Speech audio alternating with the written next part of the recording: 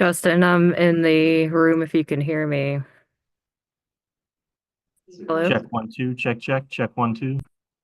Yeah, I can hear you now. Can you hear me? Yes, I got you. Thank you. Okay, just turn the projector on and I'll be heading back down. Thank you.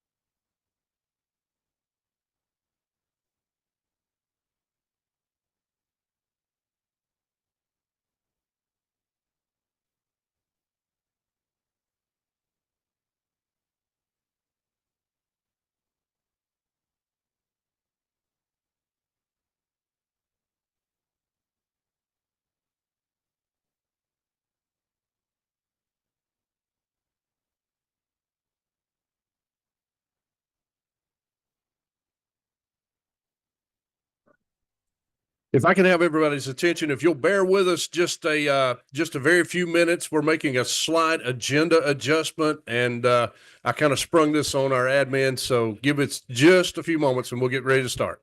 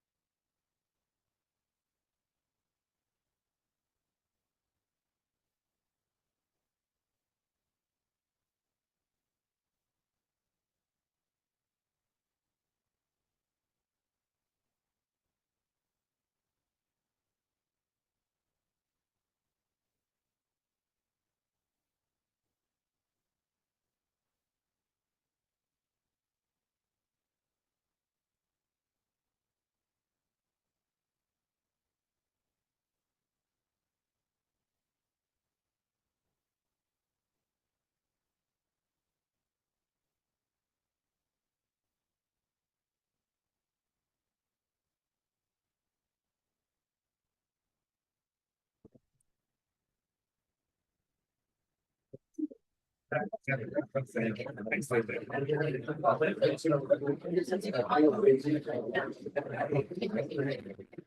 if everybody can kind of calm down a little bit, let's get ready to get things started.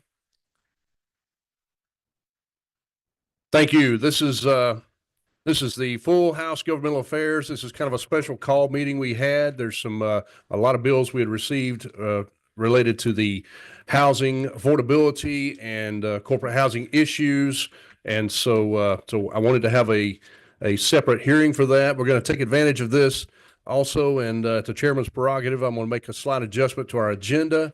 The first item on our agenda is going to be House Bill 416. Before we get to that, Mr. Leader, if you will, I'd like to ask Representative Montahan if he would lead us in a word of prayer.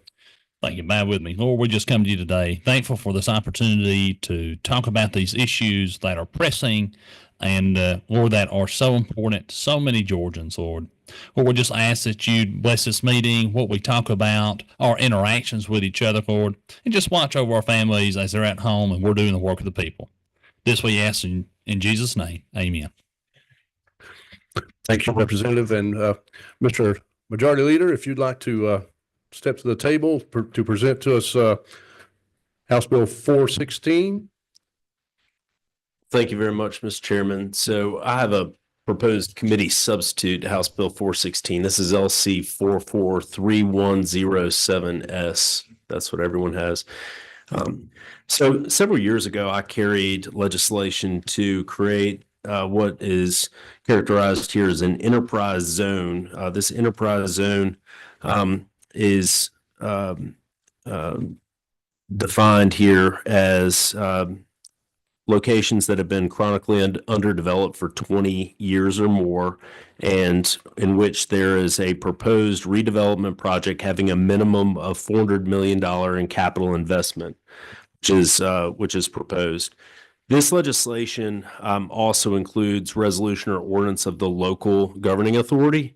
And after this was passed in approximately 2018, I can't remember the exact year that I carried it, there was some delay in the actual implementation of what was planned as part of this legislation, as we just discussed in subcommittee. This is statewide law. It could apply anywhere, but it was utilized in Atlanta.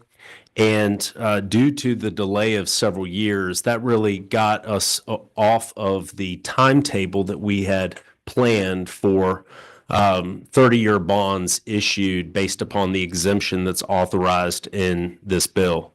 So this legislation 416 is simply an attempt to get us back to what the intent of the legislation was originally. It's no other substantive direction. This is the policy that the General Assembly passed and the governor signed several years ago. And I'm happy to stand for any questions. Okay. Any questions on the part of the committee? I see none. We did hear this in subcommittee earlier and had a little bit of discussion there. Would entertain a motion? Okay, we have a motion and a second. Any discussion? Seeing none, all in favor say aye. Any opposed? Motion carries, sir. Thank you, Mr. Chairman of the committee. Thank you. Okay, now we're going to move into the primary purpose for this meeting, and I'm going to kind of lay some ground rules out because this is the sign-up sheet that we have, and we only have this room for 2 hours. So we have 6 bills. These will all be hearing only, all of the bills. This is a subject matter that there's been many attempts over the last few years in the House and the Senate, joint subcommittees and study committees, that sort of thing, to resolve without definitive resolution to this point. And we're wanting to continue and perpetuate that discussion. So that's why I scheduled this meeting, and I did it the way we are doing this, with the full intent of everything being hearing only, so we can take the ideas, the best ideas that are out there, and hopefully as a committee in the House formulate a solution at some point. So I hope everybody respects that. Now, again, back to the volume of people wishing to discuss and state their opinions regarding the bills as they are. We're going to put a 10-minute time limit followed by an additional 5 minutes. And the reason I'm going to do that is we'll have the sponsor present a bill. We'll have committee questions. We'll allow 10 minutes for comments, so please be mindful of the other people wishing to speak to that bill. After that 10 minutes, my phone will go off. If there's additional comments in either direction that were not addressed in that 10 minutes that someone would like to do, we'll allow up to 5 minutes for. Okay, trying to do that to be cognizant of everyone's time, and so that we're not set here too long. Irregardless, we will have a hard shut off at 5 o'clock. So just hope everybody's good with that. That's the way we're going to do it. So first of all, we're going to start with House Bill 62. Representative Sandra Scott, you're welcome to go to the table or to the podium. You just let me know yes, ma'am. The table is perfect. And proceed when you're ready.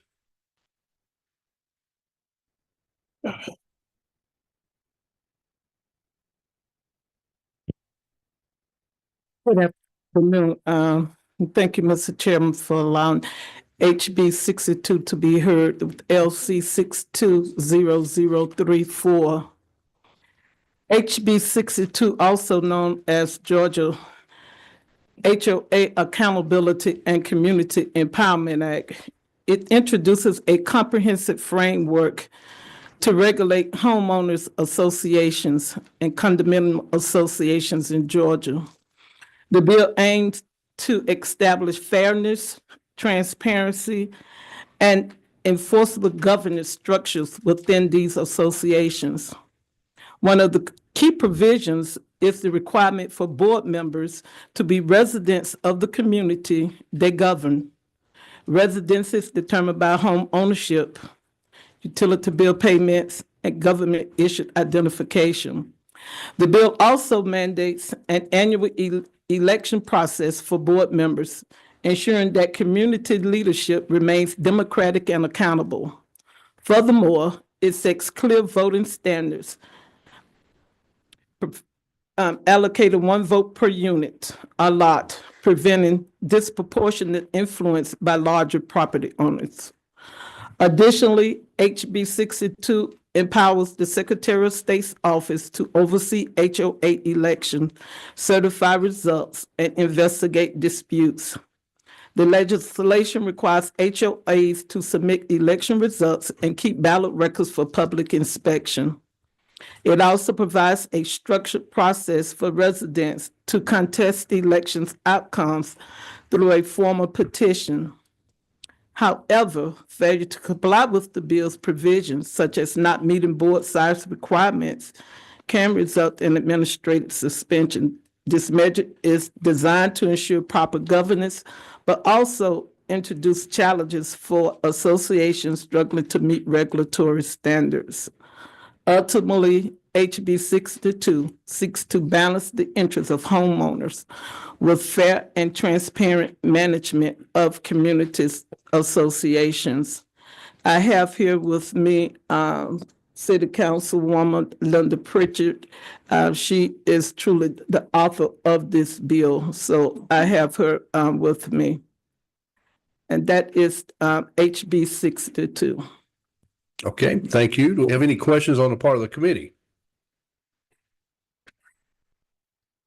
All right, I just have one question, just based on what you said, Representative, is mentioning involvement of the Secretary of State's office with the elections. Has any of this been run by the Secretary of State's office?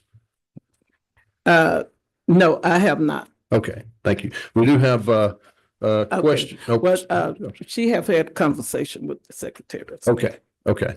All right, thank you. Representative Bazemore. Thank you, Mr. Chair. And thank you to my colleague for bringing this bill. I think many of you have heard that I'm a glutton for punishment. I have been the president of my HOA since 2006, and the subdivision was created in 2005. Only reason is because of some of the things that you mentioned. We want to make sure that the homeowners are represented properly and that they get exactly what they stand in need of and that the community stays intact. And so I think one of the questions was the Secretary of State being told or had a conversation about this issue because one of my concerns, I'm on both sides right now, but one of my concerns was that we have to submit paperwork and all our covenant and bylaws to the Secretary of State, but there's no teeth in it when you have to enforce. So that's one of my concerns about doing such things. But I think too, once we move forward with these issues, I think we can get a bill that's satisfactory and move forward and represent everybody in our community. So thank you again.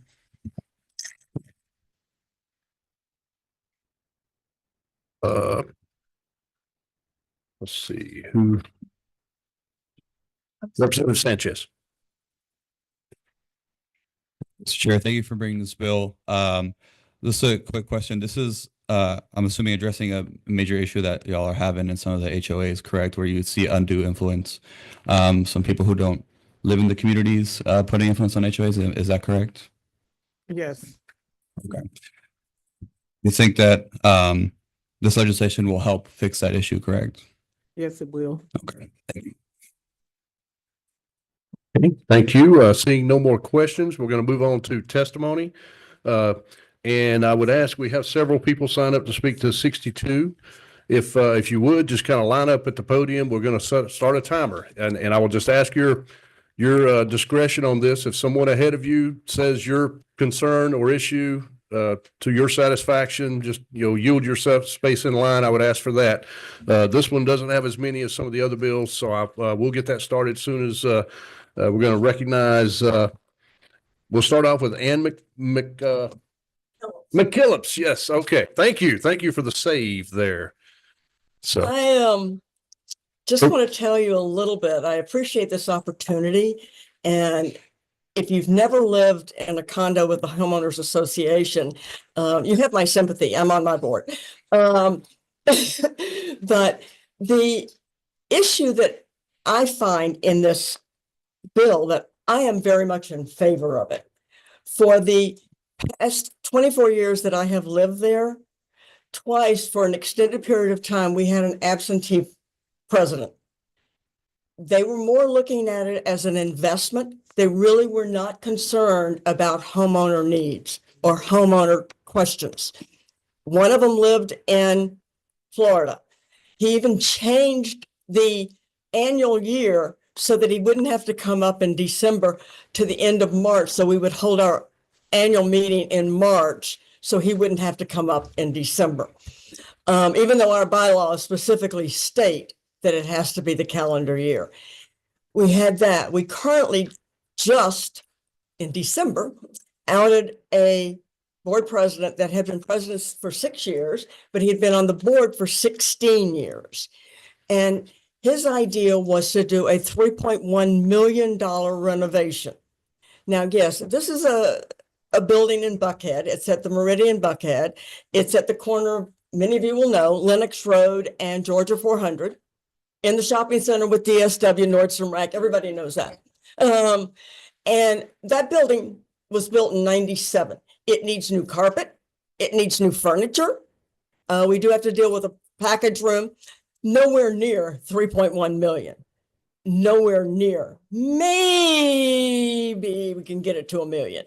But that really created a firestorm.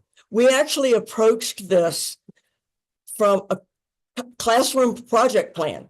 We started in August and developed a project plan to get these three. We have 5 members, 3 were up for re-election and then 2 next year. And we started a project plan to oust 3 of them, and we were successful by a long margin. As a matter of fact, myself and then who's the guy who's the president, we got more than twice as much as the outgoing president in votes. We had never released the amount of votes in the past. They had never done a survey of the owners. They refused to. The ACC requested a survey, and they said, and I quote, "We know this building well enough. We don't need to ask the owners." Ms. McKellis, if I can, we're approaching 3 minutes already into the 10-minute. Thing that our bill does Thank not, our bylaws does not address is contested elections. and we never had a way to contest the election before. So I definitely am in support of this bill. Thank you. Thank you. Next, Cindy Marks.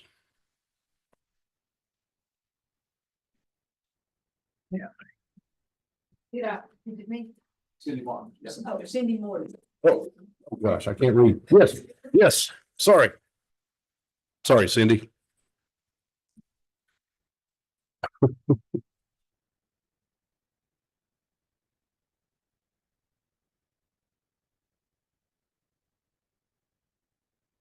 Good afternoon, Chair and committee members. My name is Cindy Morley. I'm with the Home Builders Association of Georgia. We are opposed to this bill because we feel our opposition is focused on two key issues, which are regarding how developers control the HOA before it's handed over to homeowners. Developers need this control while building out the neighborhood for several important reasons, such as keeping design standards consistent, making sure the new phases of the neighborhood match the community's overall look, and choosing skilled and trusted builders. To maintain this, developers use two methods the bill would eliminate: giving extra voting power to lots they own and having their team members serve on the HOA board. Both of these tools should expire once the HOA is transferred to the homeowners, but they are vital for consistency and protecting the property values during this development. Thank you. Okay, Cindy, if you will, 1 second. I've just paused the timer. Representative Burnell, I think, has a baseball. I'm sorry. Wrong one. Thank you. I know we look alike. We keep. No, you don't actually, but I have a question. It was me. Okay. So correct me if I'm wrong. There is, after those units are purchased up to, what was it, 90%? Isn't that the time that it's supposed to be turned over to? So are you saying that it's turned over prior to? Where's John? No, it's usually turned over right at 80 to 90%. Yes. Okay, I just wanted to make sure I knew that that's what happened. Thank you. Thank you. okay, thank you. All right, now, before I start the timer back, we have 5 people from the South Fulton. I'd like to recognize Mayor Pro Tem Linda Pritchett. And if y'all would kind of coordinate and make sure we consolidate that as much as possible, please. Thank you. Thank you so much. Basically, I am in support of this because in two communities that I represent in the city of South Fulton, people have been suffering. One is Oakley Township, where the president does not live in the community, however, has been holding the community hostage by not acknowledging when they reach a quorum. For the last 3 years, they have not been able to vote for a new board. There also has been a federal grant that we applied for and received as a city, but in the right-of-way acquisition, the HOA president, who does not live in the community, is trying to block a $2.8 million bridge project because he thinks that someone's trying to take his land. As all elected officials have to reside where they serve, I believe it's important that people that sit on boards live in the community so that the community is properly represented. Another issue is that community members, when they're hit with excessive fines, retaliation, and different infractions, they have no recourse other than to go to court. And the dues that they pay are actually used against them by HOA attorneys. So there are a lot of issues that are very minor and turn into things, minor and petty, but they turn into things that financially harm our residents. They destroy and take advantage of them. And even our seniors are in jeopardy. I have a second community, Walton Hills, that Representative Bazemore also represents. And in that community, you have a husband and wife that are the board. And this husband and wife team has been dictating what goes on in the community, selective enforcement, and oppressing people to their detriment. So I think that this bill is pretty comprehensive in allowing citizens to have recourse and would help mitigate a lot of the harm and hurt that people are experiencing that really interfere with their quality of life and their home ownership. Thank you so much. Thank you.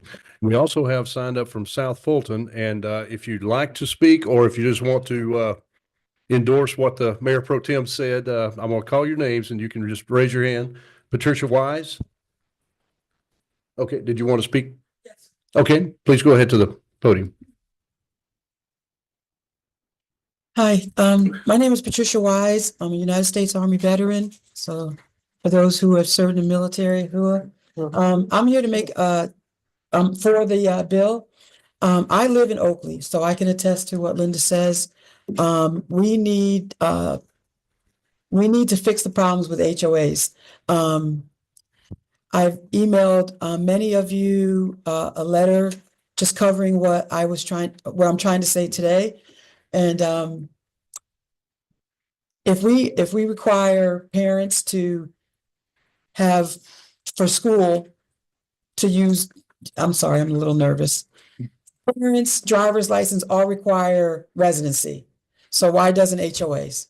So if we have to do all this thing to be a resident, I think it's only fair that the people that live in our communities should be on the boards of our communities. And we do have several issues that are raised by Councilwoman Willis. I'm a victim of that. I'm now being retaliated and harassed in my community in terms of trying to stand up for the community's rights. I'm in fear of living in my home. I'm in fear of losing my home because once that $50 a day fees hit, I have to hire an attorney. I have to defend myself. And I just think it's just not fair. You know, I believe if we have people in our communities that run our communities, that live in our communities, have a vested interest in managing the community and being just and fair.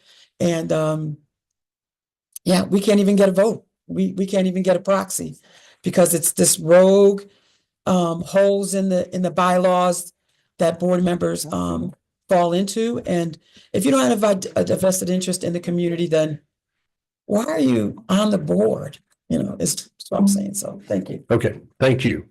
Carol Driscoll. That's Correll. Oh, it's Correll. Oh, so sorry. So sorry, Okay, sir. I joined the crew.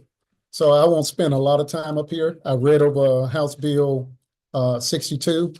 I just want to commend you all for trying to take a balanced approach to reform for all common interest communities. I'll start by, I like the language on strengthening board accountability. We have to ensure that the board follow the governing documents like they enforce it on other members in the community. And I think we can get past a lot of this with some mandated continuing education. A lot of decisions that are being made by board members are due to, I don't want to say incompetence, I'll say ignorance. So if we educate them, we can get past that. We can ensure fair representation by ensuring that members that are on the board are actually living in the community. It's their primary residence. They have more of a vested interest other than an investment as an investor. And then, of course, House Bill 62 does a great job of preventing investor control. Again, if you allow investors to seize control of the board, you will turn a community into an investment community, which negatively impacts the insurance for a lot of the homeowners. So I would definitely commend you all on moving forward with that. And then lastly, we have to preserve the legal integrity. A lot of the governing documents address some of the concerns that I read throughout the bill. I've emailed that to you guys. If we defer to some of the language in those governing documents, then we can make sure that this bill is flexible enough to go across all common interest communities. Right, that includes condos, HOAs, POAs, town halls, townhomes, and the list goes on. Thank you. Okay, Mr. Driscoll, hold on one second. Representative Burnell. Thank you, Mr. Chairman. Actually, the question isn't for him, it's for the author of the bill. I guess it is kind of. Do you all have management companies for these homeowners associations, or are they just run by because I live in a homeowner association, but we don't have those kind of problems. And we have a management company that oversees a lot of stuff too. So I was just wanting to know. So again, I represent the Georgia HOA Alliance. Okay. And many of the communities that are running into these issues are managed by management companies. Some of their talent are not following in the guidelines for the real estate association to be certified managers of communities. So the blind leading the blind is what we see. So it's not every community, right? We put out a continuous survey. Maybe I need to share the results with you all, checking on the pulse of the community. But I would ask that there's some type of enforcement for certification for managers for these communities, not just at the ownership level or the manager level, but each and every individual that is involved in managing communities. Okay, thank you. Yes, ma'am. Okay, Representative Bazemore. Thank you, Mr. Chair, and thank you, Mr. Driscoll. Appreciate your comments, and I thank you and the commissioner for us coming together as one when I was seated as the chair of ONARO, so that the HOA boot camp was created. Yes. And it sounds as though we try to educate as much as possible, but maybe we need to do more education on this issue. And so yes. let's get some more meetings, some more town halls, and educate the community Right. so I that think we it should don't be have these required issues. to serve on the board. Yes, thank you. Oh, any other questions? Okay, I think we're good. Thank Okay. you. All right, now our 10-minute time did expire on that one. I'm gonna give everybody 5 more minutes, but I want to jump down the list a little ways. Anybody who does not get to make a comment, you are welcome to submit written comments to us. You can see Molly or myself afterwards. But I want to jump down the list to Representative Viola Davis, who had one of our colleagues who had asked to address the committee. So Representative Davis. With all due respect, Chairman, I would rather give one of the homeowners that would like to speak a chance. Absolutely. Okay. Absolutely. Yes, rather than ma'am. me take up that time. Absolutely. Okay. Well, I appreciate that. I knew you had contacted our office earlier. So Connie Robinson. Good afternoon. Thank you so much. I'm Connie Robinson, and I am an HOA president. I have been an HOA president for over 13 years now in 2 different communities. And I'm also an organizer of HOA collaboration across the city, working with other HOA communities, at least the boards, to try to share best practices and identify issues and concerns, how we might be able to work together, learn from each other, and share information. And so that's what we've been doing since 2021. I wanted to say that we support this House Bill 62. It does address some of the concerns, but there are many concerns, as Senator Brass had expressed at the end of last year, during some of his hearings. He stated that there are many issues and there will be many solutions. I think this is a step in the right direction. Some of the things that I did want to point out that was mentioned was we don't have any oversight. So these HOA boards are independent nonprofit organizations doing pretty much what they think is right. And a lot of our homeowners are being abused in that process. Even now, we got the Corporate Transparency Act. The boards are asking, what is that all about? There's no real education to help them understand that. And it's going back and forth. We're supposed to apply, we don't apply, and people are just confused about that whole situation. Then with the covenants, conditions, and restrictions, they're created by the declarant. So by the time the new HOA takes over, they're looking at these CCRs and they're confused, they need clarification, and now they have to spend their homeowner resources to try to hire an attorney to get things changed and clarified. There are many HOAs that can't make quorum. So we have board members that are still standing and holding the seat to keep the community afloat, because they're supposed to step down when somebody else steps up, but nobody's willing to step up. We can't even get them to come out to the meetings and find out what's going on. So that's a real problem for us. And then bonds and finances. We have developers, as these new communities are being developed, they put their money into the financial pocket, and then once the community is developed, they pull it out, and the community can't even stay afloat. So they are already at a deficit before they even get started. Education and training, as it is mentioned, we lack that. Where else can you apply for a board position and the only requirement is that you live in the community, or own property rather in the community? And so we definitely need some education and training, and make sure that our board members are at least familiar with the minimal basic practices as it relates to running an HOA community. Mediation and conflict. We have conflicts between board members, and we have the conflict with the board members and the homeowners. And not to mention with the rentals, with all of these leases that we have some communities that have 90% leased properties. Those renters don't pay HOA fees. So if you only got 10% and half of them are not paying HOA fees, you are really asking for problems, and many of our communities are. So developer closeouts, they close out, they take their money, they run, and the HOA is left in an uproar with what to do next. And HOA oversight, again, we definitely need some oversight, some mandated oversight, and better education. Thank you. Thank you. And we're getting close to time on this particular bill. Nicole Reeves. Oh, yes, ma'am. It's my constituent going to speak. You could just call. I do represent the city of South Florida. I'm State Senator Donzella James, and I thank you very much for listening to her bill. I have two HOA bills over in the Senate right now, and I am the chairperson of the Urban Affairs Committee, where we've had 5 hearings on predatory HOAs and their problems. Because right now you continue to say HOAs, but they include COAs, which of course is condominium, the trailer park associations, etc.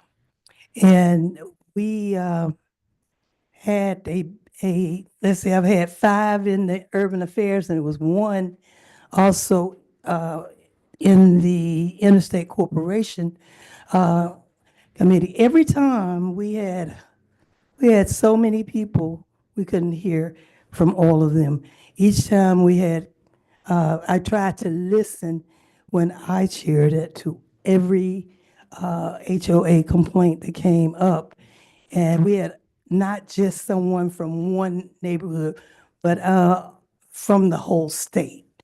And so as a result, I put a resolution in last year to create a study committee, and it did pass. Then our lieutenant governor asked our rules chairperson, Senator Chairman Brass, to chair it, and me to co-chair it. And during the interval, we had 2 big meetings. And also we had a meeting in Savannah because we were invited by the Housing Authority of Savannah, Georgia. So all the members of our committees went there. But each one has said the same thing: we need oversight. We need some kind of way for us, Busman program maybe, to so that homeowners, the owners of this property who have some concerns, don't have to pay their dues that pays for that management company or that lawyer, and that's against them, and then have to go out and seek another lawyer, and they can't get their questions answered. In 16 other states, they do have ombudsman programs that work very well. We came up with so many other I wish I could have brought it to you. I just found out y'all were having a meeting, And my bills are coming up tomorrow morning in Economic Development Committee at 8 a.m. over in the 450 in the Capitol. And they're very similar. When I read this bill, I saw that this includes almost everything that we had been complaining about and the people had been complaining about. So I just wanted to come before you. I could probably, and to answer your question about, you wanted to know about, do you have management companies? Do you know that there are only about 5 management companies? They have all the different HOAs. So they have the same people who manage all of these. And a lot of them are managed by that management company.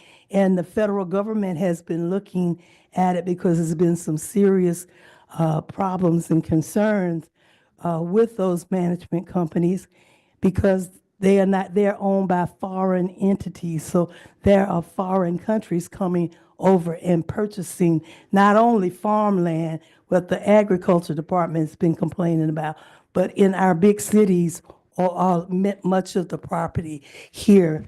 And so that's why even rent is escalating, doubling, tripling, even quadrupling, unfortunately, all over our major 18 of our counties that's considered metropolitan Atlanta, and about 16 other counties, because we had all 159 counties to do a survey. And so we have all of that information, Mr. Chairman, that I could have provided for you if you need it. But it's a serious problem in the state of Georgia. I do agree. And we do have a question from Representative Burnell. It's just a statement, Mr. Chairman. I was only asking that question. As I stated, I live in the HOA and we don't have that. We haven't had those problems. And it doesn't mean that I'm not empathetic towards the other homeowners association, but I only ask because the management company we've been there 30 years. It's been the same management company. Thank you. That's wonderful, and that's rare because unfortunately, people's houses are being stolen from them because not just because they're not paying their dues, because most of them pay their dues, and most of them pay their dues with their house note. What has been happening is if in that covenant, if they sign when they purchase the house, might say you can only have white shutters on your windows or on your house. And if you paint them pink or black or whatever, they will come within a month and give you a $500 to $1,000 fine, lien on your property. And they give you X amount of time to change it. And after 10 days, or in some of the units after 5 days, they start charging $100 a day. If this is some ridiculous things that's going on too. If your grass is, say, 6 inches tall, Senator, they might, they'll charge you. Senator, if I may, I know I'm passionate about this. no, I do understand, and it shows. It definitely shows. But if you could please provide to us the information from your study committee. We would love to see that as we consider this further. We're way over time on this particular bill for our schedule today, so we'd like to move on. I do want to, just for the record, I want to mention we do have some more additional people sign up to speak. Nicole Reeves and Alana Sanders both support this bill. So if you would like to provide testimony to the committee, please do that in writing afterwards. And I do apologize, but we do have a 5 o'clock hard stop on the meeting, and we've got several other bills to hear. So thank you very much. Thank you, Representative Scott. Thank you. I'm sorry I got all excited. No, that's okay. That's okay. Okay, thank you. Thank you, Mr. Chairman. Thank you. All right, next we will have, let me get my glasses because I've already butchered enough stuff here. We'll have House Bill 299, Representative Rhonda Taylor.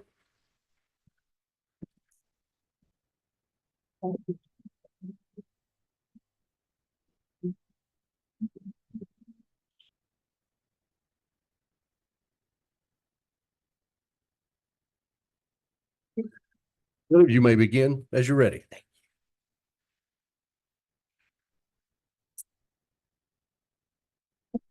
Good afternoon. Thank you, Mr. Chairman and committee members, for the opportunity to share with you why rent control may be needed in some municipalities and not in others.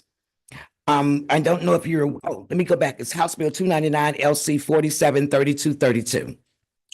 You may not be aware that according to the annual Homeless Assessment Report, AHAR, published by the U.S. Department of Housing and Urban Development in 2022, that on a single night in January of 2022, an estimated 582,462 people experienced homelessness in the United States. In Georgia, our state faces homelessness challenges. That same report found that on a single night in January of 2022, Georgia had an estimated 10,689 people experiencing homelessness. There exists a relatively high percentage of residents who are considered cost burden when it comes to housing. The Department of Housing and Urban Development defines cost burden households as those that pay more than 30% of their income in housing. People in those households may have difficulty affording necessities like food, transportation, and medical care. In Georgia, the average 2023 increase in rent compared to the previous year was 7 to 8%, while the average profit did not show any growth at all. As a legislator advocating for rent control, I do believe that there is a correlation between housing, rent, inflation, and homelessness. Even before the pandemic, many low-income individual families struggled to find housing, affordable housing, and the economic impacts of COVID-19 only worsened the situation. Housing costs and rent prices are closely tied to inflation, and when inflation occurs, the general price level of goods and services also increase. Rising housing costs strains individuals and families, particularly those with lower income. Just do exist that promote or provide temporary relief for some individuals, but they do not address the underlying issues of the unaffordable housing and economic instability. And Georgia, though, has a diverse housing market with both urban and rural areas facing distinct issues. Access to stable housing is critical for public health, as overcrowded or unstable living conditions increase the risk of illnesses, homelessness, and crime. And in response to those challenges, various initiatives have been implemented to address homelessness, including the expansion of emergency shelter capacity, rental assistance programs, and the efforts to increase housing stock. Rent control can play a crucial role in mitigating the impacts of inflation and reducing homelessness. By removing Georgia's rent prohibition and allowing local municipalities to implement rent control measures, we can stabilize rent prices and protect tenants from excessive increases.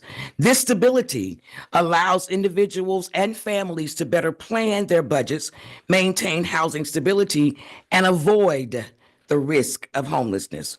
Rent control also provides a safeguard against unscrupulous landlords who may take advantage of market conditions to impose exorbitant rent hikes. Additionally, rent control can help ensure that affordable housing remains accessible to low-income individuals and families, preventing displacement due to rising rents. By maintaining rent levels at a reasonable and affordable rate, we can create a more equitable housing market and reduce even the risk of homelessness. It is essential that we recognize that rent control alone is not the comprehensive solution to homelessness. It should be a part of a broader strategy that includes increasing the supply of affordable housing, providing supportive services, and addressing the underlying causes of homelessness. However, rent control can serve as a very critical tool in preventing homelessness for the vulnerable populations. You have with this bill in your folders, two handouts that I made sure that you all were able to see because it goes over the general view of the states. We know that 6 states in DC have localities which have some form of state control is in effect. 37 states either prohibit or preempt rent control. 7 states allow their cities to effect rent control, but no cities have implemented it. And that only 2 states, Oregon and the District of Columbia, have statewide rent control. As of 2023, 6 states, California, New York, New Jersey, Maryland, and Minnesota, have localities in which some form of residential rent control is in effect. Georgia, along with neighboring southern states, have legislation prohibiting rent control. According to a recent AJC poll, 90% of respondents said that Georgia should create laws setting minimum requirements for rental property, because Georgia has one of the weakest renter protection laws in all of the United States. And as you can see, for time's sake, don't want to show too much. I just want to do comparisons between a state that has some control, such as District of Columbia, and they have it set up where all rental property in DC must be registered with the Rental Accommodation Division, or RAD, which is part of their Department of Housing and Community Development, regardless of whether the units are subject to rent control regulations or exempt. That landlord must register all rental units, and they set standards or limits to how much the rent can be increased over an annual period. And that increase is based on the Consumer Price Index. And as you can see on the chart, now Oregon is the first state to implement a statewide act. And they did so in 2019. That bill, Senate Bill 608, immediately enacted rent regulations across the state, overturning the state's previous ban on rent control of any kind. That impacted about 500,000 households with that new law. And the act has 2 parts to it: a rental increase cap and a tightening of rules for eviction. Statewide landlords cannot even raise the rent more than 7% plus inflation annually. California passed its own rent control bill that took effect as recent as 2020. Representative, if we could we wrap this up a little bit Yes. so we get the comments? We're just running close on time. Okay, well, Thank let you. me go to, do want to share that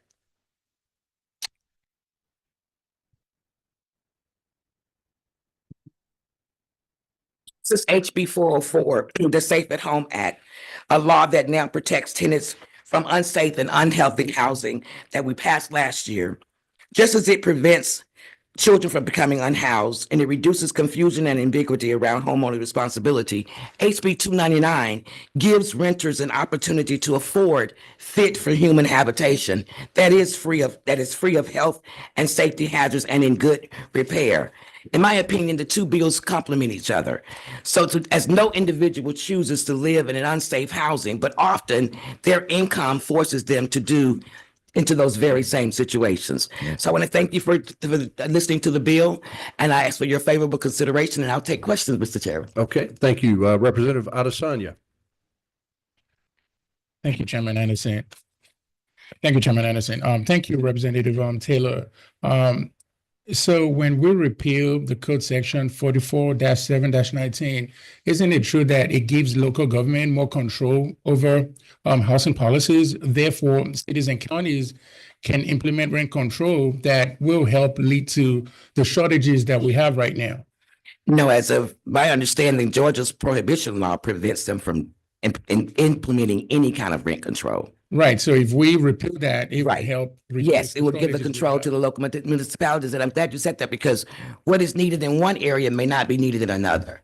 And so allowing that flexibility, and based on the income area there and the need in the local municipality, I think the bill addresses that as well. Yes, and I also think too that it would help tenants from the rent increases that we see. And hopefully sometime soon we can move from the hearing only to hopefully taking a vote. Thank you. You're welcome. Thank you. Thank you. Okay, Representative Sanchez. Thank you, Chairman. Thank you so much for bringing this bill, Representative. This is a great bill. And, is it not true that there actually have been multiple studies done on rent control policies in places like California, New York, and Massachusetts, including in the one in Massachusetts, showing that they actually studied the effects of them repealing their rent control and making it illegal. And when they repealed the rent control, it actually increased people's rents by an average of $131 a month after that repeal. And adjusted for inflation, it's about $200 in current USD. And further evidence shows that rent control actually does lower rents on average for people. Is that not correct? That is correct. Thank you so much. Good. Chairman Thomas? Thank you. I'm looking at your sheet here, and I just have one question, and this isn't theoretical calculations. I'm noticing that the list of District of Columbia, Oregon, California, New York. These are kind of the areas that implement this, but as far as I know, most people are leaving these areas because it's crazy expensive and moving to the South. I'm just kind of curious why, if you could correlate how the price of this rent control is somehow gonna. I guess I don't see the correlation. If you could just elaborate on that a little bit for me, it'd be helpful, because these are all very expensive places to live, and people are moving out like crazy. But it depends on what people are moving out. The people that are moving out would be on these programs for utilizing the rent control. Would they be lower income?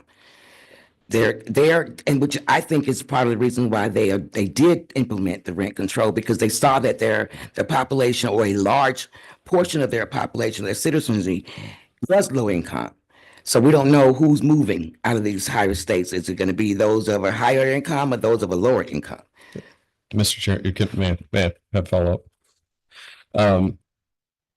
I understand what you're saying that, but I could I just look at the census and the fact that California and New York specifically are losing people. And if you look at heat maps, they typically move to Atlanta because of the affordability of our homes here. And this is a friendly question. Please know that this is friendly. It would help me to understand, and we could take this offline. I'd be happy to have a conversation with you about it, but it would help me understand if the correlation, I just think we got some further conversations to have. Yeah, I would appreciate that being a side conversation if we could. So, okay, all right. Appreciate that. We're going to move on to those wishing to speak to the bill. We have, I think, 7 people signed up. We're going to have 10 minutes. So we'll start with. So please be mindful as much as possible of your colleagues. Betsy Bradfield. And if anybody decides to wave, just wave.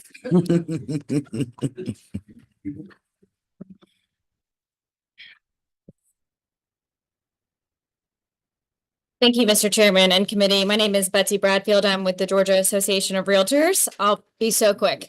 We are opposed to House Bill 299. It's concerning to us because, as written, this will allow local governments to pass rent control ordinances, and they could vary widely by jurisdiction. As you all know, there's a much wider conversation happening around the state about property taxes with 581, and this bill would cap rent while local governments continue to raise property taxes, placing an even higher burden on the property owner with no way to adjust their income to reflect that higher tax bill, which will hurt property owners all across our state.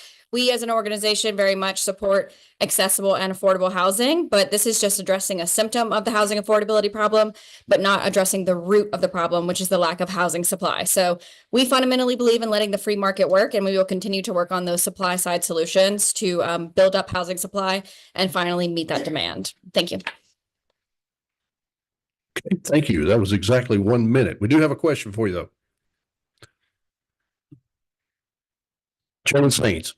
Well, I agree with you. I have equal concerns about local governments having that level of control. You would agree that the current free market state has increased Georgia rent, exceptionally both in military communities like mine and Kingsbury and around it, Right. and in areas like this. Yes, it is a concerning issue and something that we're trying to fix with increasing housing supply. If we increase the supply, we appease the demand, which means overall costs will come down, which we have seen in several other states who have increased supply significantly. Thank you. Yeah. Okay, thank you. Next, and I put my glasses on this time, Cindy Morley. Mr. Chairman, we oppose Cindy Morley Home Builders Association. We oppose for the reasons already stated, so we will. Thank you. Thank you very much. All right, we'll move down the list. Taylor Shelton.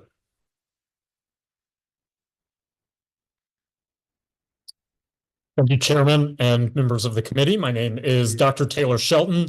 I am here speaking because of my expertise of over a decade as a housing researcher. I'm an associate professor of geography just down the street at Georgia State University, though I do want to make clear that I am speaking only on my own behalf and not on behalf of my employer. So I am here primarily to speak on a couple of the other bills that we'll be discussing today, but I wanted to very briefly voice my wholehearted support for HB 299 by connecting it to some of the issues that are being discussed or raised by those other bills. So my research lies primarily in the geographic concentration of corporate single-family rental landlords, tracing exactly who owns what and where. There are a number of factors that go into large investment corporations choosing where they want to invest their money. One of the key things that researchers have been able to deduce in that is that these companies favor states like Georgia, where tenants have few, if any, protections from the whims of their landlords or from the market. It is precisely the fact that Georgia is one of the country's most landlord-friendly states that has led these companies to focus so much of their attention here in Georgia and especially across Metro Atlanta. Last session's passage of the Safe at Home Act was a step in the right direction towards providing Georgia tenants with some protections, but unfortunately that bill doesn't do nearly enough to discourage these companies and their bad behavior or from continuing to buy up large swaths of the available single-family rental homes across the state. While other bills being discussed today, like HB 305, target these large corporate landlords directly, one of the best things that we can do to address these bad actors is to provide across-the-board protections to tenants, regardless of what kind of property they live in. Repealing Georgia's preemption of municipal rent control ordinances not only will allow each individual city or county to decide what makes the most sense for their own jurisdiction when it comes to stabilizing the ever-increasing price of rent, it will also serve as a major disincentive for the kinds of predatory investments being made in our communities that the other bills being considered in today's session seek to address through other means. Thank you. Thank you. All right, next, is it Ibra Raymond? Yes, thank you. I hope I didn't butcher that too bad. Close enough. Hi, everyone. Thank you so much for giving me a chance to speak today. My name is Dr. Laura Raymond, an associate professor at Georgia Tech down the street. But my views are my own. They don't represent the institution. I want to shorten my remarks to 1 minute and just say that one of the things that's made Georgia a wonderful place to live and work is the affordable housing that we have here. It's sustained our ability to attract new businesses. And part of that is our embrace of, being able to build and add to new housing supply. But I will say that we are losing that affordability in the state, in part because of the overwhelming presence of institutional investors. The National Association of Realtors produced a report in 2022 that showed that 19% of all single-family homes were purchased by institutional investors in this state. And this wasn't just in Metro Atlanta. We also found that these purchases were focused in central parts of the state, like Wheeler County, counties stretching from Macon to Augusta, Camden County, and the Atlanta, Albany, and Columbus metro areas. Where these investors own homes, rents are rising more quickly than elsewhere. This report found that in places where institutional investors own 22% of homes, rents rose by 34%. In Newton County, Georgia, where investors own 32% of homes, rents grew by 64%. There's two ways that scholars think this might be happening. One is that where you get a lot of market share in a certain area, and some research has found that there's a concentration of 75% ownership within a square mile in Las Vegas, Nevada. Other research in Atlanta has found a really high concentrations at the neighborhood level as well. That is associated with higher increases in rent. So there was one study done in the Journal of Financial Studies that showed that where institutional investors gained 5 more homes through a merger, rents rose by 0.5% following that. Other reporting research finds that these firms are using prop tech. So recent lawsuit found that landlords who use prop tech increase rents by between 5 and 12% every year across all markets. The AJC reports that rents in Atlanta rose by 80% between 2016, when RealPage was widely adopted by landlords, and 2023. During that time, the overall consumer price index increased by only 37%. These institutional investors, they take all the work that we do through economic development, through kids learning in schools, through building our businesses, and they take those profits and they take them elsewhere. And one of the things that we can do, I've researched this since 2015, is put a cap on the very high level of rental increases that we're seeing. So something like 5% plus inflation, 7% plus inflation. And economists have looked at this kind of soft rent control, which is not our grandparents' rent control, and not found any of the negative effects that are associated with the problems that we saw in earlier decades. So I think this is a practical idea, and I think that it helps get us back to that situation that we all kind of came up through, which is that Georgia is an affordable place to live. Thank you very much. Okay, thank you. And that was Elora, and I apologize for butchering your name. So, all right, next we have Elizabeth Apley. Thank you. Thank you, Ms. Apley. Okay, Hayden Stanley. Thank you, Mr. Chairman, members of the committee. I'll be brief. My name is Hayden Stanley. I represent the Georgia Apartment Association. Unsurprisingly, the Georgia Apartment Association opposes this legislation. We support the preemption that exists in current law and has for many, many decades. There's a reason why 37 other states have a preemption. It's because rent control doesn't work. We have more than 80 years of experience and of study to show that capping prices does not work. And certainly it doesn't work if you're capping rent, but there are no controls or nothing done to address the underlying cost drivers of housing. So thank you very much. Thank you, Representative Taylor. Thank you. And then last, Matthew Nursey. Thank you. My name is Matthew Nursey. I am an organizer and policy advocate with Housing Justice League. And I just wanted to read a brief statement from one of our Georgia for All Rent Stabilization Coalition partners with the Asian American Advocacy Fund. Under current law, a one-size-fits-all mandate prohibits local governments from exploring solutions to rising housing costs. Georgia's local leaders know their communities best and should have the ability to consider policies that work for their residents. Currently, a majority of Georgians spend at least 30% of their income on rent, mortgage payments, and other housing costs instead of other necessities such as food, clothing, transportation, and medical care. Rents have been rising far faster than wages, and many Georgia residents are struggling with the rising costs of housing. And I can tell you, as an organizer on the ground, we receive several calls every day with people who are trying to get rental assistance. And unfortunately, many NGOs are underfunded, understaffed, and so are the rental assistance programs. And so we don't provide direct services like that.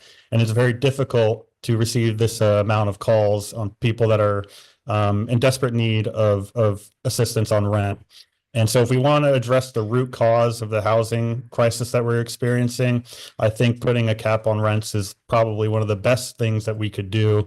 Like I said, wages are not keeping up with the housing costs and the rent costs. And so putting a cap on rents would definitely help with that. I appreciate your time. And again, this is one of the most important bills I think that we will be hearing, and we fully support it at Housing Justice League. Thank you. Thank you very much. All right. That's everybody we had signed up to speak on House Bill 299.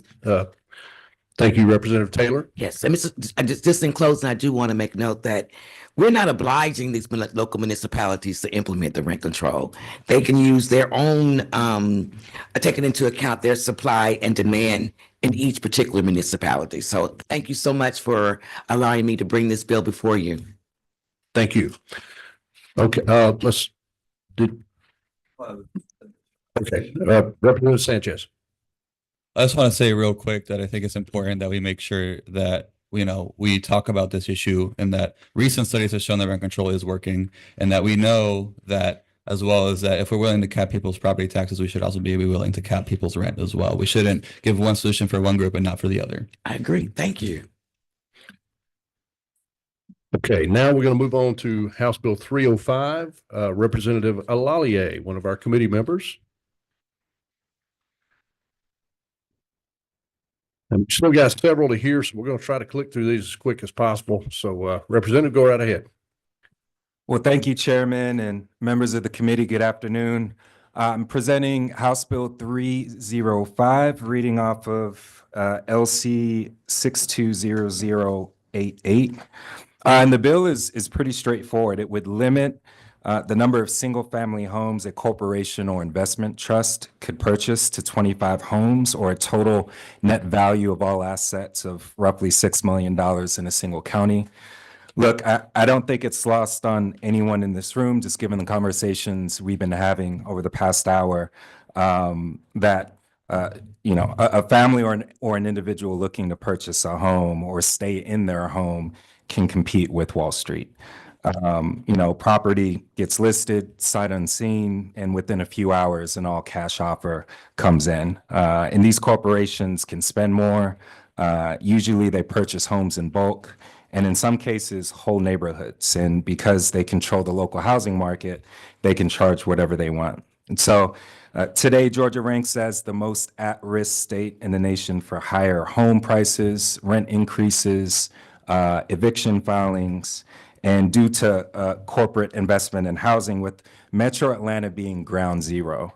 In Metro Atlanta alone, 65,000 homes have been converted into an investment product by Wall Street. That's 65,000, not counting several thousand other homes across rural parts of Georgia. And we see those acquisition trend lines growing, not falling. And this isn't fair. It's not fair to Georgians. It isn't fair for families. This isn't fair for communities that are being turned into whole rental zones. As out-of-state corporations turn our homes into commodities for profit, instead of the dream they used to represent for middle-class families, a safe and stable place to raise a family where you can sink your roots deep down into a community, build wealth, and lock in all the benefits that homeownership provides. And so I understand this issue is complex. Chairman, I appreciate the opportunity to dig deeper and have a rich conversation. I'm excited that we're starting to brainstorm some ways to mitigate harm due to the growing corporate investment presence in our state, and bring more balance and fairness to our housing market to help stabilize home prices and rents, but more importantly, open up more doors to home ownership, stronger communities, and a fair chance to buy and rent a home in your community. And so I appreciate the opportunity again to discuss the bill. And with that, I'd love to take any questions from the committee. Okay, we have a few comments from the committee and questions. Representative Bazemore. Thank you, Mr. Chair, and thank you to my colleague for bringing this bill. I just want to remind people, because I've said this so many times before, when I sat on that study committee, the Housing Study Committee, I found out they drilled down to a zip code, just a zip code in my district, that investors purchase 60% of the homes in that one zip code. How are we going to resolve this? This is a start. We have to put some regulations, some restraints, because if they continue to do this, as we can see, we are paying more for houses. I think it's like $400 and some odd $1,000 is the base right now. And young people can't purchase those homes. And then you're talking about apartments, the rent is going sky high. And after these investors get done, after 5 years of milking everything they can, then they leave. And then we're left to pick up the pieces on rental property, which is not fair. So I appreciate it. Thank you so very much. Thank you. Okay, thank you. Representative Adesanya. Thank you, Chair. Thank you, Representative Olale. This is a very good bill. And I think it's time for us to start, moving the needle forward, because my district too experienced something similar. We have large corporations and real estate investment trusts come in and buy big pool of houses, and it is not fair because they're taking the houses away from the market that could have gone to single families.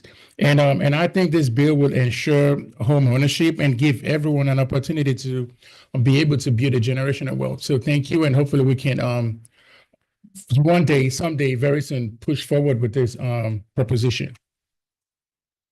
Chairman Thomas. I think that you're hitting at the heart of a major problem, especially in the metropolitan areas. I love investors. I'm fine with capitalism. I think it's a great thing. But I do get concerned when you have multi out-of-state companies that are coming in and purchasing property here in the city. And specifically, I guess my thing is, I'm all about increasing supply. I think we should focus on increasing supply. But the problem is if the supply is being purchased as fast as or maybe the demand is outpacing supply, it doesn't really matter. It's not going to drive the price down. I want to get people into these houses that can. Middle class wealth was built off of home ownership, off investment, and I've talked about this in several committees. But in order for that to happen, you have to be able to have homeowners actually get into the process. I feel like there's two existential problems that we have right now facing all of us. One of them is the national debt, which we're not here to talk about today, and the other one is how we get people into home ownership. So thank you for bringing some ideas to the table. I appreciate the sentiment. Thank you, Chairman. Okay, thank you. We're going to move on to those signed up to speak. And again, please be mindful of time. We've still got several bills to hear. Betsy Bradfield.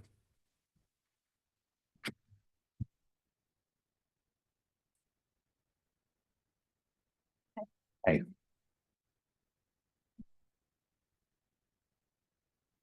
Chairman, Committee, Betsy Bradfield with the Georgia Association of Realtors again. Thank you so much, Representative, for bringing this bill. We've had some really great conversations over the past several months about the corporate ownership problem, and we both agree that there is a problem. I know your heart's in the right place, and we just disagree about like one little thing, but we both want the same thing here. In Georgia, when you manage the property of another person, you must be a real estate licensee, like 2 exceptions. So that means that GAR as an association represents realtors all across our state, but we also have property managers. So as an association, we want to protect mom and pop landlords, the ones who are building that generational wealth, like you mentioned, Representative Thomas, through the buying and selling of real estate, because those are your neighbors. Those are the landlords that that's grandma and grandpa who've had 2 houses in their name for decades, who are great landlords who don't want to evict their tenants.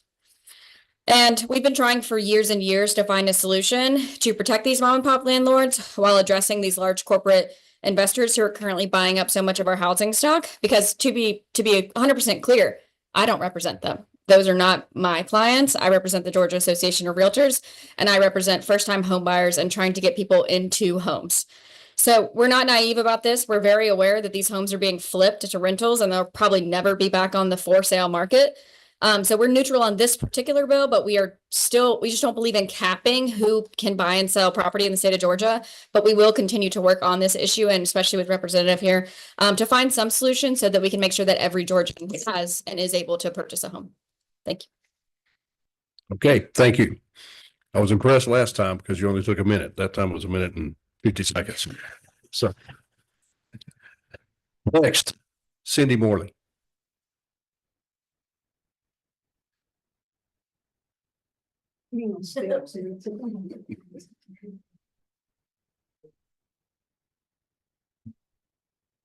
Thank you, Chairman and committee members. Cindy Morley, Home Builders Association of Georgia.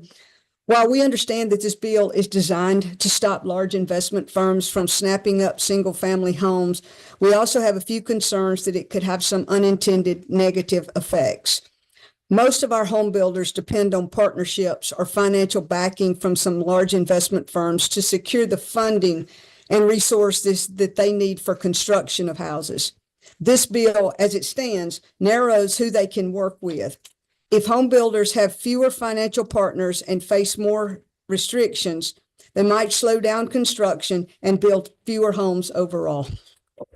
Those are our concerns. Thank you.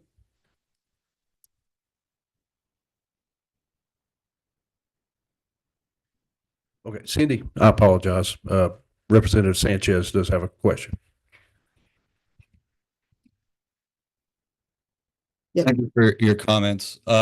I understand that building supply is one of the big things that we need to help with the housing crisis, but isn't there also two sides of the equation with supply and demand? So isn't it lowering demand by lowering the amount of houses that these investment firms own also increase the supply as well and help with the issue in a more efficient way? Because instead of having to wait for the build for all these homes, we can simply have some in the market. That is a good question, and I appreciate you asking that. Our biggest concern is getting people in houses, and the supply and demand problem right now is that the supplies are limited and costly. John, anything else? Okay. Thank you.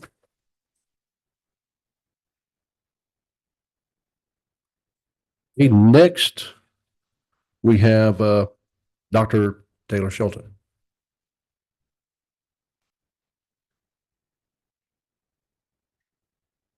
Thank you again for having me up here. Again, my name is Dr. Taylor Shelton, and I'm an associate professor of geography at Georgia State. Again, I'm speaking only on my own behalf. So I've spent the last several years studying the incursion of institutional investors into the housing market here in Metro Atlanta and across the country.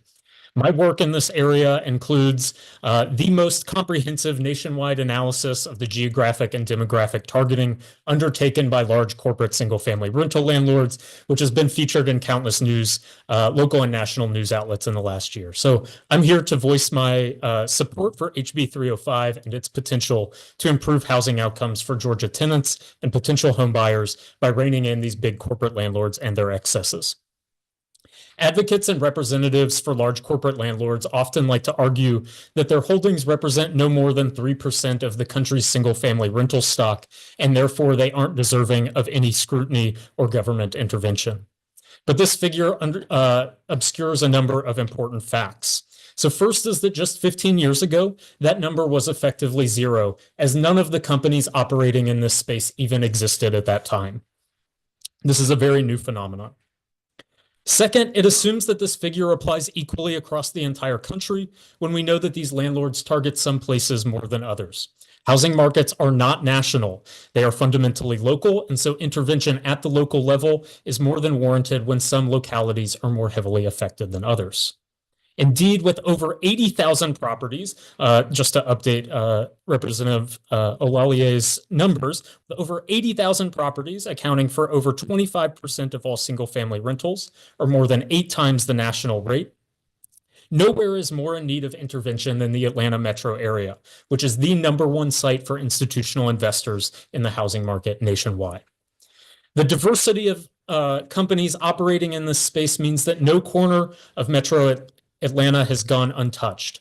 Black or white, Latino or Asian, urban, suburban, and sometimes downright rural, poor and working class neighborhoods, as well as the affluent and well-to-do, those represented by Republicans and those represented by Democrats. But if these corporations owning 25% of the entire metro area's housing market still isn't enough to raise red flags for you, perhaps it's worth thinking about the scale of what we call in housing research submarkets, essentially neighborhoods or groups of neighborhoods that share different kinds of characteristics. Based on my analysis of the most up-to-date data available, which you have a handout with some maps of that data, there are over 300 census tracts across Metro Atlanta where these companies own upwards of 50% of the single-family rental market. That is to say, these companies have collectively cornered the market in many areas, limiting competition or alternative avenues for those who need or wish to live in certain locales. Switching to the scale of the legislative district, which again you have maps outlining, there are 15 different representatives elected to the Georgia State House whose districts reach the same 50% threshold. Especially notable is that Representatives Gullett and Montahan's districts see figures of 77 and 83% market penetration by these single-family rental corporations, which ranks second and third among the 180 House districts. But even worse is Representative Santos's 117th district in Henry County, where these companies own a full 99.6% of all single-family rental homes. Simply, the scope of these companies' holdings are unlike anything we have ever seen before. and allowing these companies to continue to amass and exploit their market power will yield nothing but worse outcomes for tenants unlucky enough to rent from them and the prospective home buyers who have been and continue to be crowded out of the market by them, as research by my colleagues from Georgia Tech who have been speaking and will speak has shown. So I will say that while I would love to see this bill address the future acquisition, or address not only the future acquisitions of properties by these large corporate landlords, but also provide a mechanism for encouraging the disposal of the already massive holdings that these companies possess, I nonetheless find this bill to be a wholly necessary step towards addressing the exploitation of Georgia communities by Wall Street investors, and I encourage you all to move it forward at whatever time you see fit. Thank you. Okay, Doctor, for 1 second, we do have a couple of questions from the committee. Representative Burnell? Thank you, Mr. Chairman. Can you provide us the data for all the counties in Georgia? I can absolutely do that. I have it here on my computer and can essentially email it to you while we're sitting here. Okay, appreciate it. Okay. Representative Williams? Thank you. And I think my question is pretty much the same as Representative Burnell's. Thank you for this information. In addition to the data, can you provide us with a copy of your study? Sure. That you said had been, okay, that would be great. Absolutely. Thank you very much. Okay, we are running out of time. We got a minute and something left in public comments for this particular bill. Dr. Elora Rabin? Okay, thank you very much. Brian Ann?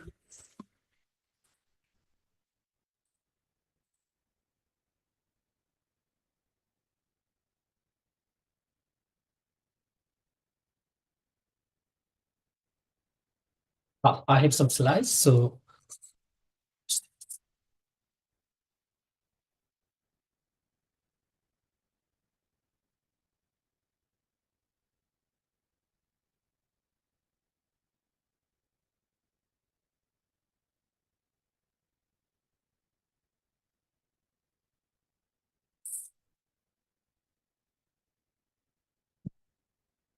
I will start.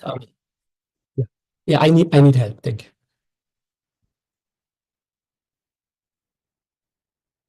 Okay.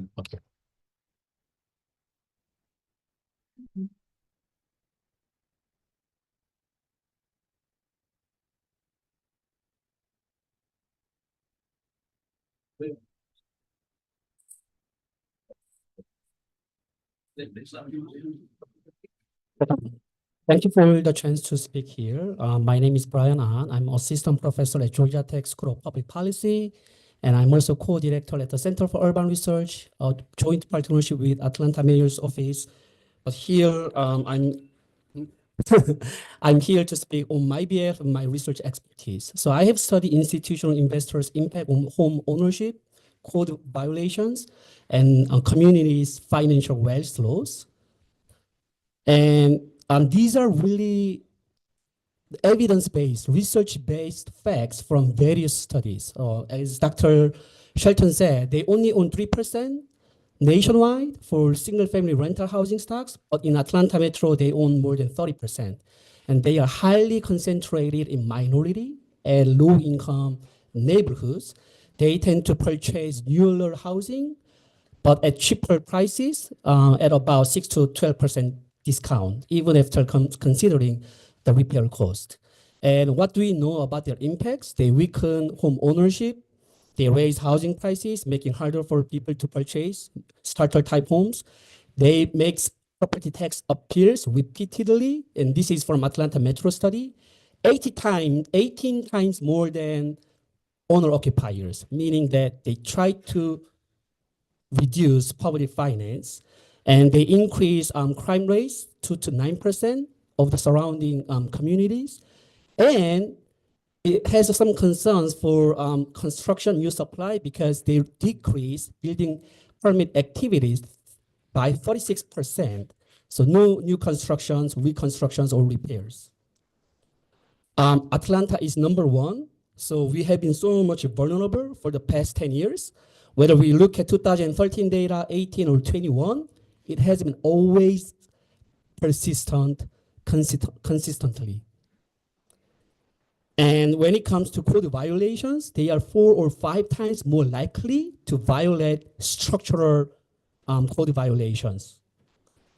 And here, when we look at code violations data, which is public data, this is what their tenants say to the call center.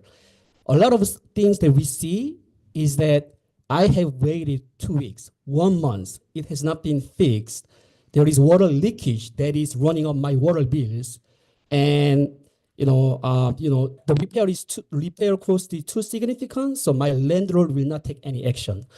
So all that said, I think the most effective approach would be limiting their purchasing activities, their ownership, maybe exempting the new constructions, home builders, but targeting the institutional investors, I think it will be the most effective approach since we have been vulnerable for more than 10 years. And also while holding them accountable through rental registries, having property managers in the state, but those would be reactive approaches. So for more aggressive, proactive approach, I think we have to really work on limiting the ownership and purchase. Thank you. Thank you, sir. And if you could, would you be able to share your PowerPoint with our committee at some point, please? That would be great. Thank you. Get it to Molly and she'll get it to us. Thank you. All right. We're out of time for this bill. Okay.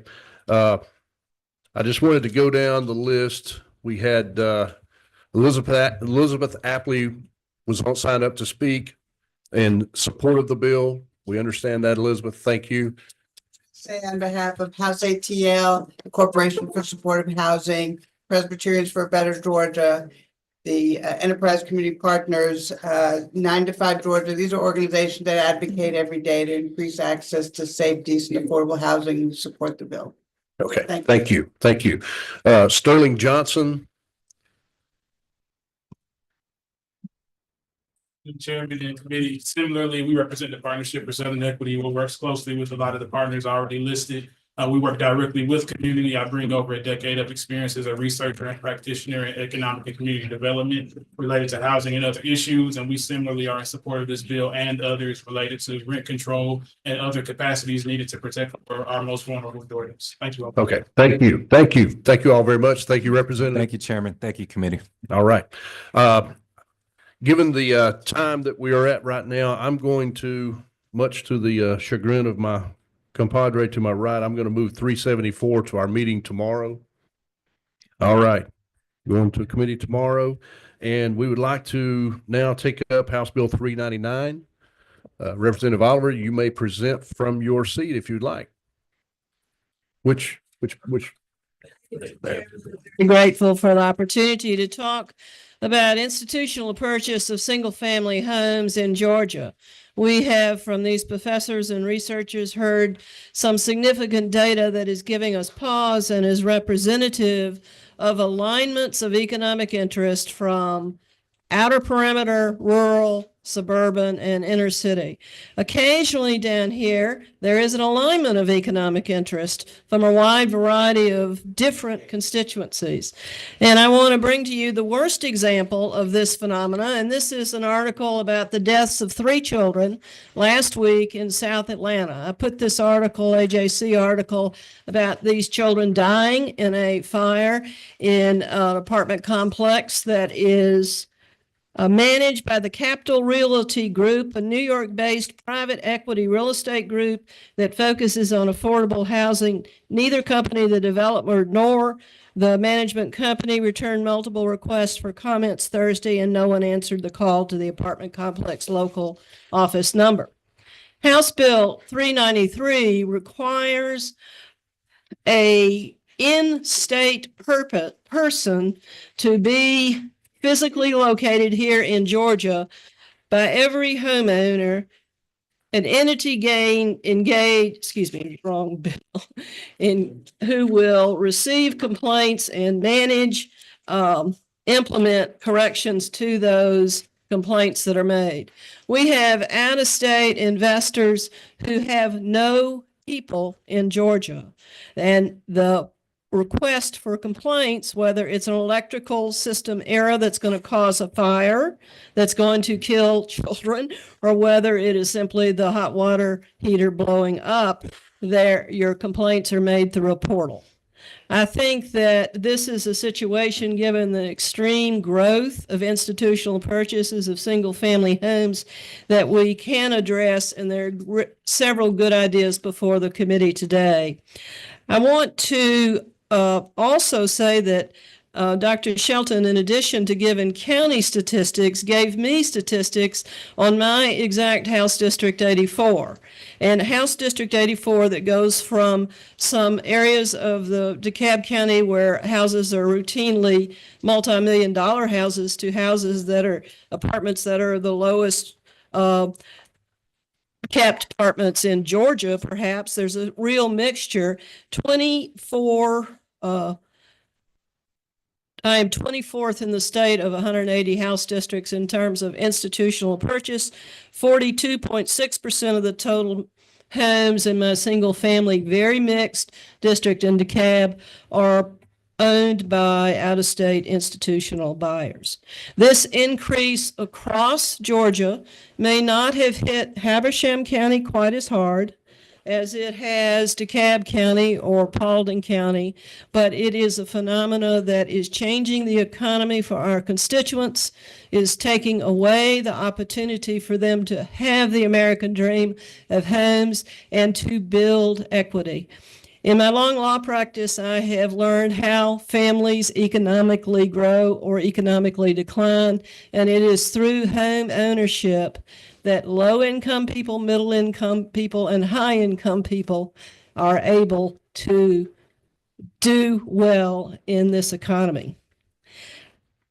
Mr. Chairman, I think that these good ideas can further be developed in a way through some of the research that we have available to us. This is a national issue. Many states are dealing with these opportunities to resolve the issue.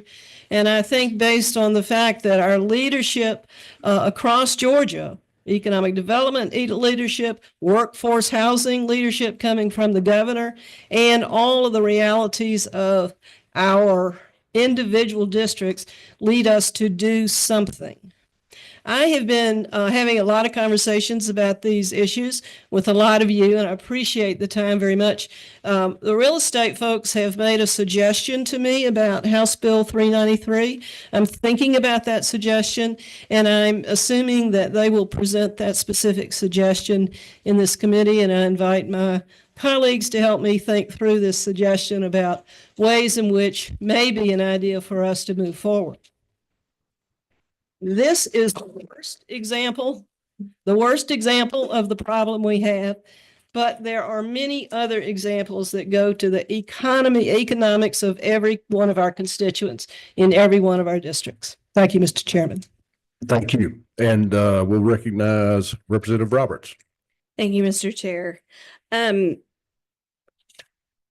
Where will tenants find this? Is this going to be in their lease, how they can contact this person? And then my second follow-up question is, what is the repercussion if a landlord does not provide this information? Those are very good questions. I think clearly the lease is we're going to have public records of this person. If I represent 3 cities, as I said before, each one of my 3 cities is going to have an opportunity to figure out how they want to enforce this. DeKalb County can decide how they want to enforce this. I think that if we had a rental registry, this would be an excellent opportunity to combine this particular need with other needs. I support a rental registry. I'm open to other suggestions about enforcement, and the realtors have an example of another enforcement mechanism that they want to suggest to our consideration. Good. Thank you. And that's the only comments or questions for the committee I see here. We'll go ahead and go to public comment. We'll ask Mr. Jeff Ledford from the Realtors to come to the podium, please.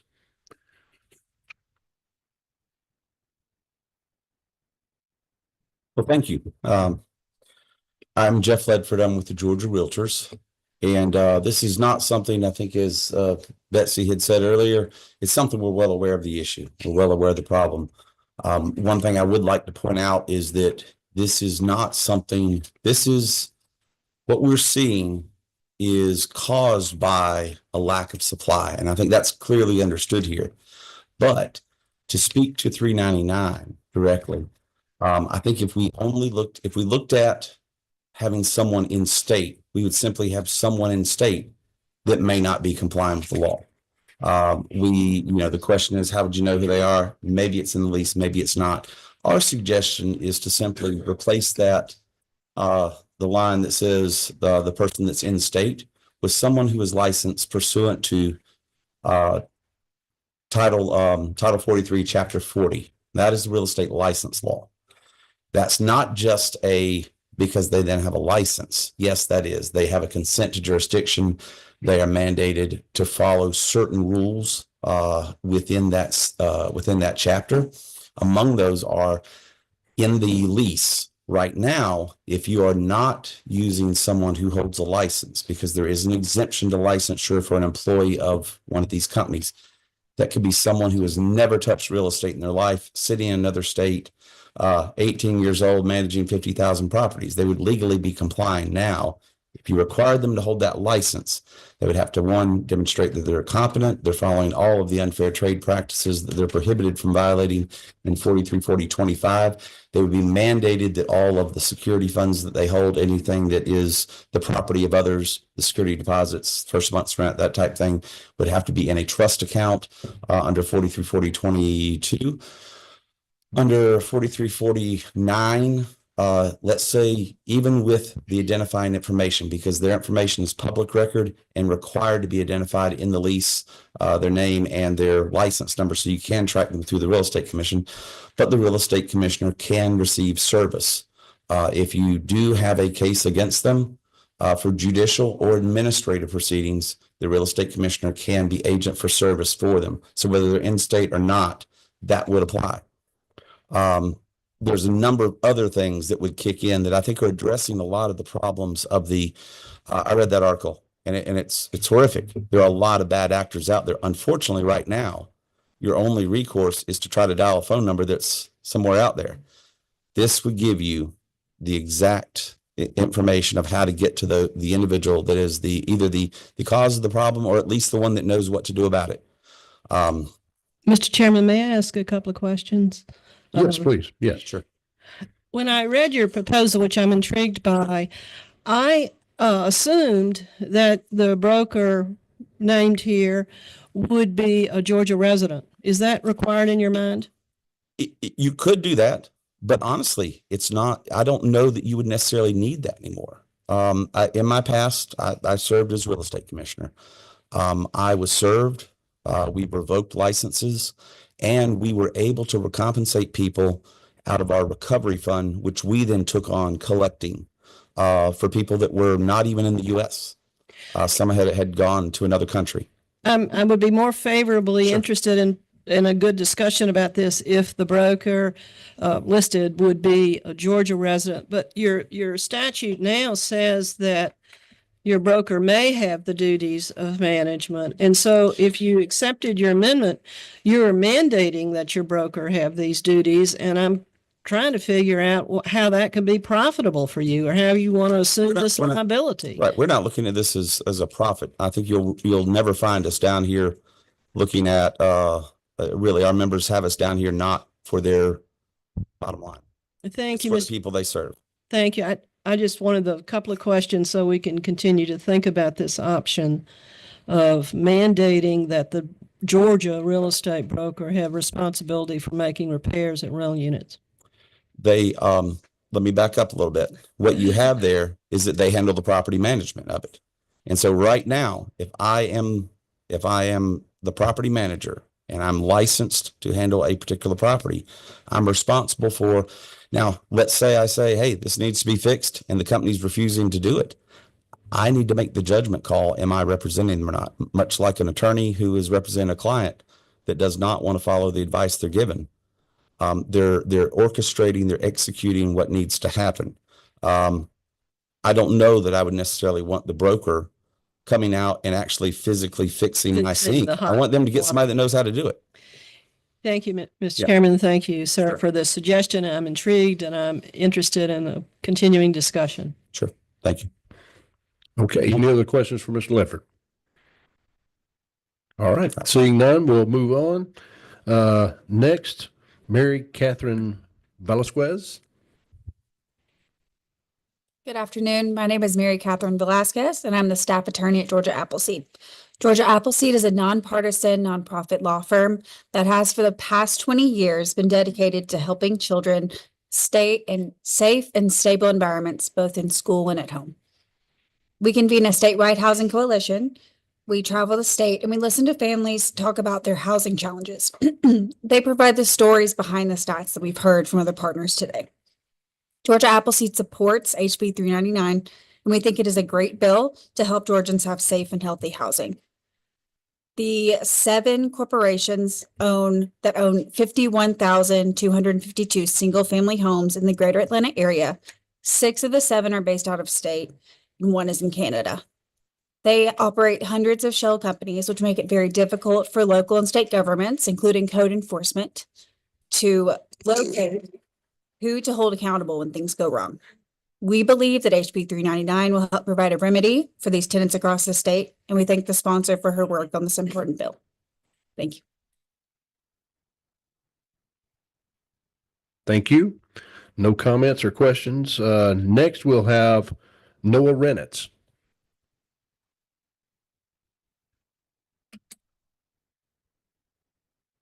Good afternoon, Chairman, members of the committee. My name is Noah Rainitz, representing the Georgia Municipal Association, happily speaking in support today of House Bill 399. It was been previously espoused that finding that local point of contact to work to remedy issues in an efficient and effective manner is paramount for local governments when those issues arrive. We think that this bill works to address some of those issues, and we think it pairs well with some of the other legislation we're bringing this year. So we support the legislation. Thank you for the time, Chairman. Thank you. All right, next, Dr. Brian Ahn.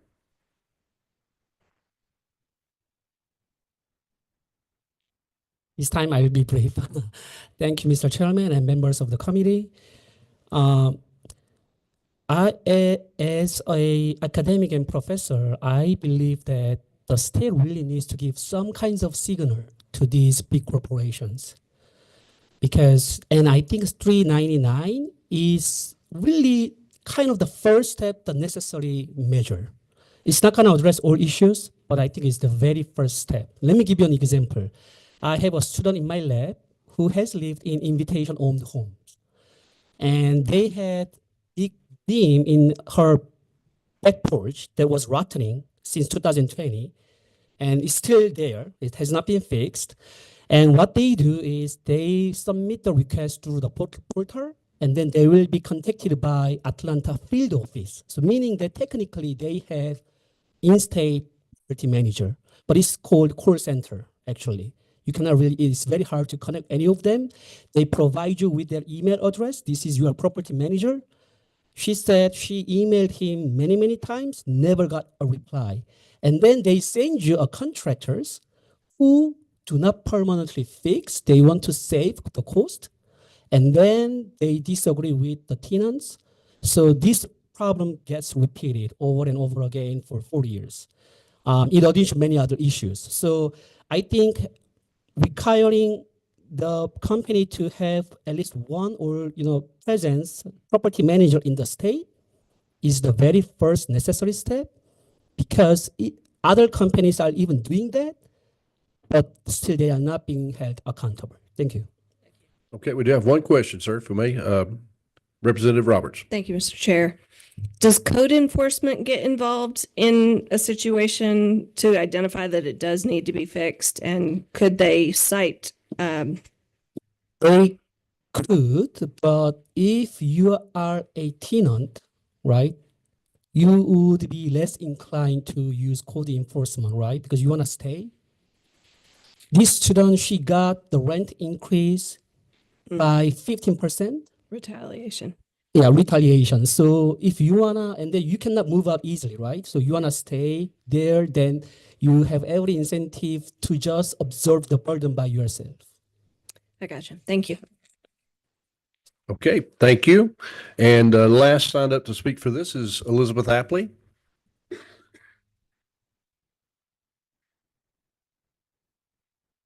Okay, thank you very much. Well, Representative Oliver, you want to close out? Thank you, Mr. Chairman. I think we've got an idea we can pursue here, and I'm looking for a lot of conversation in the next 24 hours. Okay, well, given the time that it is, we're going to push House Bill 400. I apologize to everybody who wanted to speak to that. We're going to push that to a later meeting. We'll have that published on a notice very soon, once I figure that one out. So 374 and 400 will both be postponed at this time. And unless anybody on the committee has anything further to share, we'll stand adjourned. We're adjourned. Thank you.